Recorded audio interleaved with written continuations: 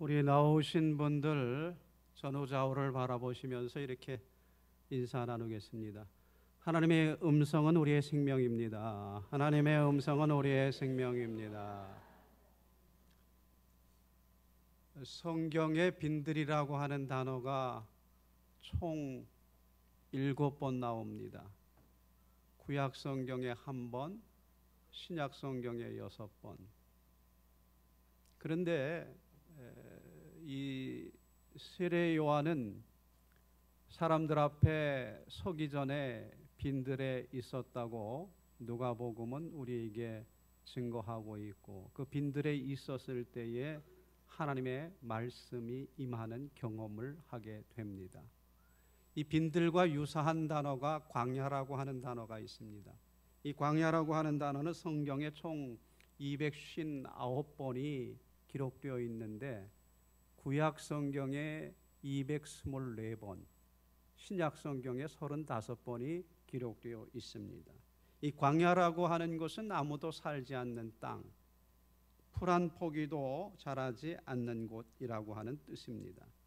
히브리어로 미드바르. 그래서 사실은 우리는 민수기라고 이렇게 구약 성경을 제목 붙이고 읽고 있습니다만은 히브리어 제목으로 단 미드바르, 광야에서라고 하는 제목이 붙여져 있습니다. 근데 이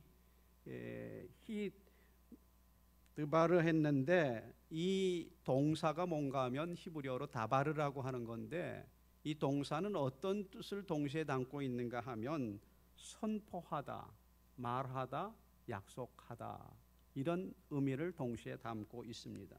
그러니 다시 말씀드리면 광야는 풀도 나무도 자라지 않는 곳인 동시에 하나님의 말씀을 듣는 장소라고 할 수 있겠습니다. 주변에 아무것도 없습니다. 즐길 수 있는 그 무엇도 없습니다. 오로지 하나님과 자신 이외에는 없습니다. 광야에서는 세상의 소리가 들려오지 않습니다. 오로지 하나님의 음성만 들릴 뿐입니다. 많은 성도들이 하나님의 음성을 잘 듣지 못합니다. 왜 하나님의 백성임에도 불구하고 하나님의 음성을 듣지 못할까요? 그 이유는 간단합니다. 하나님의 음성에 귀 기울이지 않기 때문입니다. 텔레비전에 푹 빠져 있는 사람, 이어폰을 끼고 스마트폰을 들여다보는 사람은 옆에서 뭐라고 해도 아무것도 들리지 않습니다. 게임에 몰두하고 있는 아이 옆에 가서 뭐 하나 지켜보십시오. 아마 사람이 온 곳조차 모르고 빠져 있는 아이들은 그냥 게임에 집중해서 게임만 하는 것을 볼 수 있습니다. 이렇게 하나님의 음성이 들리지 않는 이유는 하나님 이외에 집중하고 귀 기울이는 것들이 너무나 많기 때문입니다. 이미 세상의 소리에 익숙해진 귀로 하나님의 음성을 분별하여 듣는다고 하는 것은 불가능한 일입니다. 영적으로 둔감하고 하나님께 주파수가 맞추어져 있지 않다면 하나님의 음성이 들려오지 않는 것이 정상입니다. 요한복음 10장 27절에서 예수님께서 이렇게 말씀하십니다. 내 양은 내 음성을 들으며 나는 그들을 알며 그들은 나를 따르느니라. 예수님은 내 양은 내 음성을 안다고 하셨습니다. 자녀는 부모의 목소리를 기억하며 부르면 즉시 반응합니다. 그래서 아마 그런 기억 있으실 거예요. 어릴 때 바깥에 나가서 놀다 아무개야 소리 지르면 그냥 우리 엄마가 부르는구나, 빨리 가서 저녁 먹어야 되겠다, 뛰어갑니다. 부모의 목소리가 익숙하기 때문에 가능한 일입니다. 우리가 정말 하나님의 자녀라고 하면 하나님의 음성에 낯설어서는 안 됩니다. 늘 그 음성을 듣고 반응할 수 있어야 합니다. 그러므로 이 시간 우리는 과연 나는 매일 매 순간 주님의 음성을 들으며 살고 있는가 한번 자신을 뒤돌아보아야 합니다. 주님의 음성이 들리지 않음에도 불구하고 전혀 답답하지 않다면 문제가 있는 겁니다. 영적으로 심히 침체된 것이지요. 영혼이 병들어 있다든지 또 혹은 깊은 잠에 빠져 있는 것인지도 모르겠습니다. 영적으로 둔감해진 엘리 제사장은 하나님의 음성을 듣지 못했습니다. 반면에 어린 사무엘은 어린아이에 불과했지만 하나님의 음성을 들을 수 있었습니다. 성경을 읽어보면 뭐 그랬구나 싶은데 요새로 말하면 이런 것과 유사합니다. 목사님은 하나님의 음성 듣지 못했는데 교회 학교 어린아이는 하나님의 음성을 들은 셈이지요. 하나님의 음성은 직분으로 직책으로 듣는 것이 아닙니다. 맑은 영혼으로 주님의 음성에 귀 기울이는 사람이 들을 수 있는 겁니다. 성경 속의 하나님의 사람들에게 두드러진 특징은 바로 하나님의 말씀을 들었다고 하는 것이지요. 구약의 모든 선지자들은 하나님의 음성에 귀 밝은 사람들이었습니다. 창세기 12장에 보면 믿음의 조상 아브라함에 대해서 이렇게 말씀이 기록되어 있습니다. 이에 아브라함이 여호와의 말씀을 따라갔고 롯도 그와 함께 갔으며 아브라함이 하란을 떠날 때 75세였더라. 출애굽기 6장 2절에 보면 하나님이 모세에게 말씀하여 이르시되 나는 여호와이니라. 신약 성경에는 예수께서 이르시되라고 하는 표현이 사복음서에 227번이 나옵니다. 227번 동안 예수께서 이르시되 이렇게 말씀하셨다고 하면 매 순간마다 끊임없이 예수님께서 제자들에게 말씀하셨다는 것을 의미합니다. 기돈이 하나님의 음성을 들었습니다. 삼손의 아버지 마노아가 하나님의 음성을 들었습니다. 사무엘, 다윗, 솔로몬, 그 외에도 수많은 선지자들, 하나님의 사람들이 하나님의 음성을 들었습니다. 주님은 우리에게 말씀하시는 분이십니다. 다만 우리의 영적 귀가 어두워서 듣지 못하는 것뿐이지요.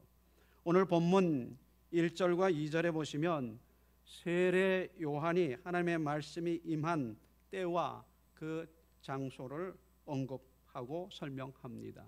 우리 1절과 2절을 같이 한번, 사람들의 이름이 많이 등장해서 별 흥미는 없는 부분입니다만은 한번 읽어보도록 하겠습니다. 시작.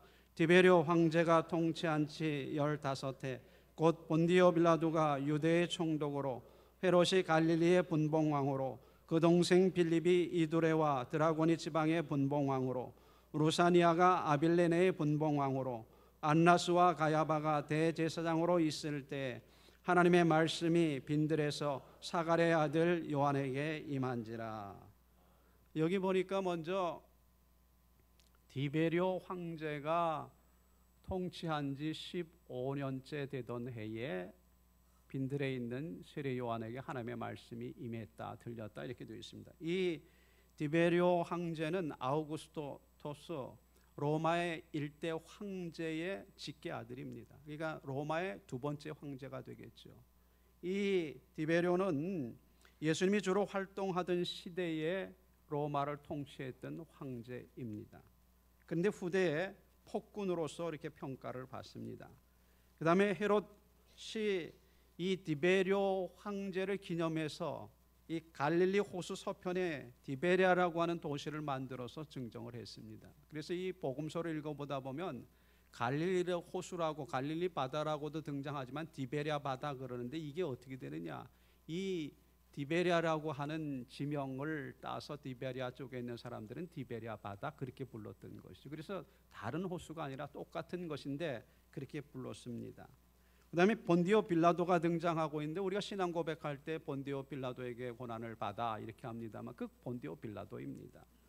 유대는 로마의 이 지배를 받고 있었기 때문에 총독이 파견되어 나와서 유대를 지배했습니다. 이 본디오 빌라도는 유대를 다스린 총독 가운데 5번째 총독이었습니다. 일본이 우리나라를 지배할 때도 자국에서 총독을 파송해서 한국을 지배하도록 그렇게 했죠. 그래서 많은 총독들이 거쳐갔습니다. 그랬던 것처럼 이 본디오 빌라도도 5번째 유대를 다스린 그런 총독이었습니다. 그리고 여기 헤롯 왕이 나오는데 헤롯 왕 위에도 그 동생 빌립, 루사니아가 분봉왕으로 있었다 그랬는데 이 이스라엘 지역을 로마는 4개 지역으로 나누어서 이 분봉왕으로 하여금 그 지역을 또 다스리게 했습니다. 요즘 이 직책으로 따지면 분봉왕은 뭐 도지사 정도쯤 되는 것으로 그렇게 우리가 볼 수 있겠습니다. 그 다음에 여기 안나스와 가야바가 대제사장으로 있을 때 그렇게 되어 있는데 이 가야바는 안나스의 사위입니다. 장인과 사위가 대제사장이라고 하는 종교 지도자들 중에 가장 높은 직책의 있었던 때에 하나님의 말씀이 임했다. 이렇게 성경은 우리에게 전하고 있습니다. 하여튼 중요한 것은 이렇게 하나님의 음성이 황제도 총독도 대제사장도 아닌 요한에게 임했다고 하는 겁니다. 왕실도 황궁도 또 총독 관저도 성정도 아닌 빈들에 있는 요한에게만 들렸다는 것이지요. 성경을 지식적으로 많이 안다고 하나님의 음성을 듣는 것은 아닙니다. 사람을 죽이고 살리는 힘이 있다고 해서 하나님의 음성이 임하는 것도 아닙니다. 권세나 재물이 있다고 해서 하나님의 음성을 들을 수 있는 것도 아닙니다. 활은 왕실이나 또 황실은커녕 지팡가도 없는 사람, 아무 권세도 능력도 없는 사람, 메뚜기와 바위 틈에 있는 꿀을 채취해 먹고 사는 사람에게 하나님의 음성이 들렸습니다. 화려한 성전이 아닌 빈들 메마른 광야에 있던 요한에게 들려왔습니다. 하나님은 아무도 주목하지 않는 곳, 그 누구도 예상치 못한 사람에게 말씀으로 임하셨습니다. 온 우주 만물의 주권자가 하나님이시며 세상 어떤 힘도 하나님을 자기 뜻대로 이용할 수 없음을 드러내셨습니다. 하나님의 음성은 어린 사무엘에게 들렸습니다. 늙은 여호수아에게 들렸습니다. 그런가 하면 들에서 양을 치던 처량한 목동 다윗에게 들렸습니다. 들에서 밭을 일구던 농부 아모스에게 하나님의 음성이 들려왔습니다. 하나님의 맡겨주신 사명이 버겁고 자기 마음에 맞지 않아서 배를 타고 도망치려는 요나에게 하나님의 음성이 임했습니다. 오르뎀 나무 아래서 죽기를 구하는 엘리야에게 하나님의 음성이 들려왔습니다. 평범한 시골 사람 마노아에게 들려왔습니다. 하나님의 음성은 목회자들이나 들을 수 있다는 생각은 잘못된 생각입니다. 하나님을 사랑하여 그분의 음성에 귀 기울이는 사람, 영적으로 민감하여 하나님께 모든 주파수를 맞추고 사는 사람이 하나님의 음성을 들을 수 있습니다. 아름다운 들꽃, 각양각색의 곤충과 새들, 이름 모를 풀꽃이 있는 그런 곳은 광야가 아닙니다. 광야는 들깨와 승냥이가 있는 곳입니다. 독사와 전갈이 우글거리는 곳입니다.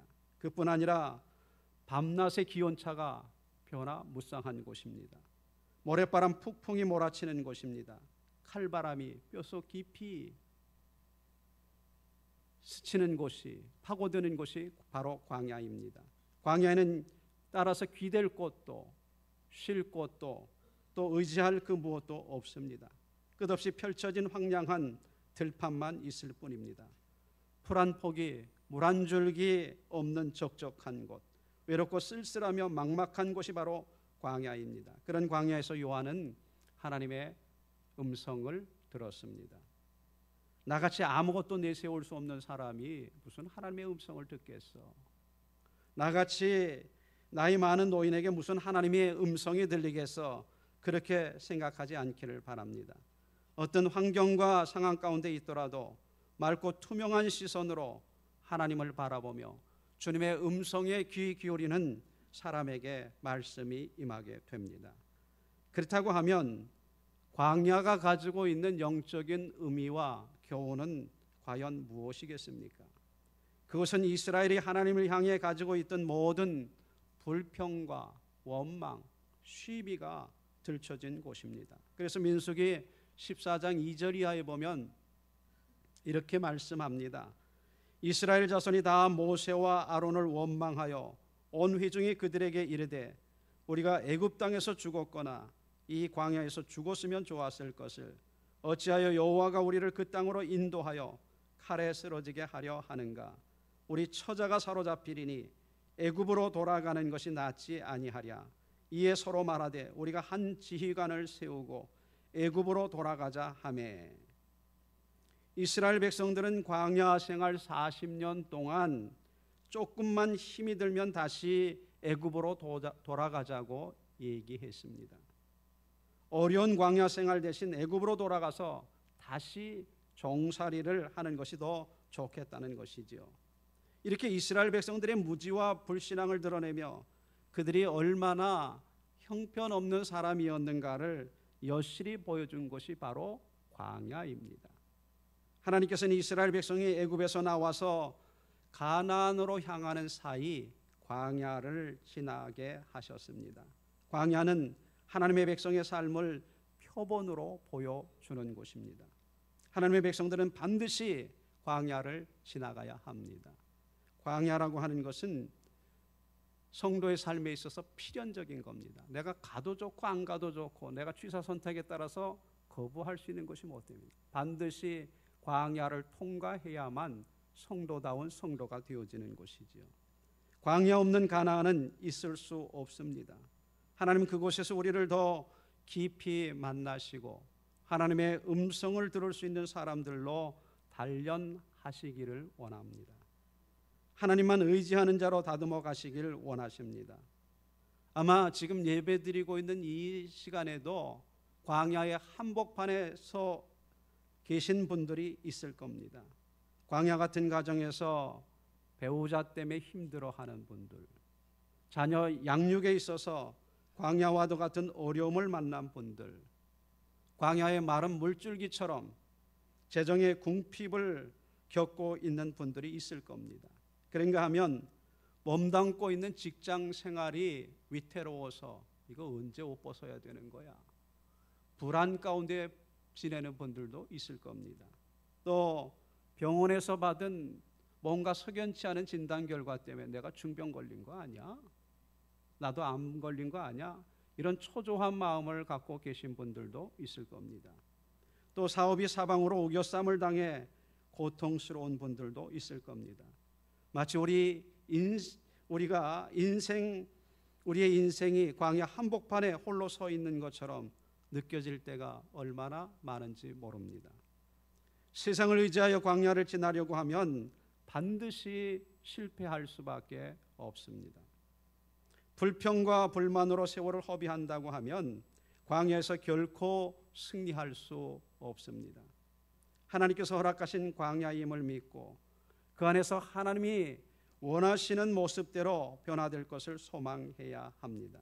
그리고 하나님 앞에 엎드려서 광야를 지날 수 있는 은혜를 구하셔야 합니다. 하나님의 음성을 놓치고 산 것이 너무 오래되지는 않으셨습니까? 하나님의 음성이 없이도 살 수 있다고 하는 영적인 교만이 하나님의 음성을 듣지 못하게 합니다. 무뎌진 영적 감각을 회복시켜 달라고 기도하실 수 있기를 바랍니다. 영혼에 깊은 상처가 있는 것은 아니십니까? 하나님의 손길로 어루만져 주셔서 치유될 수 있도록 기도하실 수 있기를 바랍니다. 광야는 하나님의 말씀을 듣는 법을 배우는 학교입니다. 고난은 하나님의 세미한 음성을 듣는 통로입니다. 광야를 너무 힘들다고 해서 빨리 지나려고 하지 마십시오. 천천히 인내로 그분과 동행하며 반드시 배워야 할 교훈을 놓치지 않기를 바랍니다. 시편 119편 71절에 보니까 시인이 이렇게 노래했습니다. 고난당한 것이 내게 유익이라 이로 말미암아 내가 주의 율례들을 배우게 되었나이다. 그 당신 괴로웠겠죠. 지나놓고 보니까 그 과정을 통해서 하나님의 법을 배우고 하나님의 음성을 듣는 것을 배우게 됐다는 것이지요. 어떤 어려움 속에서도 하나님의 음성을 들을 수 있다고 하면 이겨낼 수 있습니다. 좌절하고 낭망하기보다 하나님의 음성 때문에 기뻐하고 즐거워할 때 광야를 광야답게 건너가게 될 것입니다. 하나님께서 지금 나를 빈들로 부르셨습니까? 광야의 한복판을 지나가고 있습니까? 힘을 내십시오. 빈들에서 하나님의 말씀을 들으시기 바랍니다. 어느 때보다 더 가까이 계신 그분의 손을 붙잡고 일어날 수 있기를 바랍니다. 오늘 믿는 사람들도 이 세상 속에 살아가는 삶의 양태를 보면 이 하나님의 음성이 들리지 않아서 분명히 하나님은 전능하신 분이고 나의 창조자이고 나의 구속자임에도 불구하고 얼마나 두려워하고 당황하는지 모릅니다. 중요한 것은 우리의 귀가 열려서 하나님의 음성을 들어야 하는 겁니다. 하나님의 음성을 듣지 못하기 때문에 이런 고민과 불안과 두려움 속에 살아가고 있습니다. 바라기는 저와 여러분이 세상에는 별 소리가 다 들리고 별 이야기들이 많이 들립니다만 그 별로 영양가 없는 얘기입니다. 하나님의 음성에 주목하셔야 됩니다. 하나님의 음성의 주파수를 맞추고 그분을 바라보셔야 합니다. 그 음성을 들을 때 우리는 승리하게 될 것이고 그분의 손을 붙잡고 광야 같은 세상을 살아가지만 천국을 사는 것과 같은 풍성한 삶을 회복하게 될 것입니다. 오늘 저와 여러분이 하나님의 음성에 귀를 기울이는 인생이 되셔서 이런 하나님의 복을 누릴 수 있기를 주의 이름으로 축원합니다.